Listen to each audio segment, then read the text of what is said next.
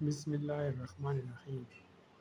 حضرت حذیفہ رضی اللہ عنہ بیان کرتے ہیں، رسول اللہ صلی اللہ علیہ وسلم ہمیں خطاب فرمانے کے لیے ایک جگہ کھڑے ہوئے تو آپ نے اس وقت سے لے کر قیامت تک ہونے والے تمام واقعات بیان فرمائے۔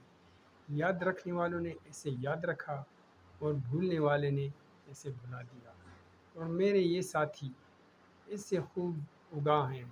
اور ان مذکورہ چیزوں میں سے جب وہ چیز رونما ہوتی ہے جسے میں بھول چکا تھا تو اسے دیکھ کر میری یاد تازہ ہو جاتی ہے، جس طرح آدمی کسی غائب ہو جانے والے آدمی کے چہرے کو یاد کرتا ہے، پھر جب وہ اسے دیکھتا ہے تو وہ اسے پہچان لیتا ہے۔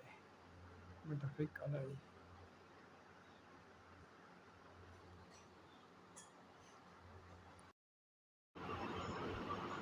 بسم اللہ الرحمن الرحیم۔ حضرت علی سے روایت ہے، انہوں نے فرمایا، دنیا گزر رہی ہے جبکہ آخرت آ رہی ہے، اور دونوں میں سے ہر ایک کی طلبگار ہیں۔ تم آخرت کی طلبگار بنو اور دنیا کے طلبگار نہ بنو، کیونکہ آج عمل کا وقت ہے اور حساب نہیں، جبکہ کل حساب ہوگا اور عمل نہیں ہوگا۔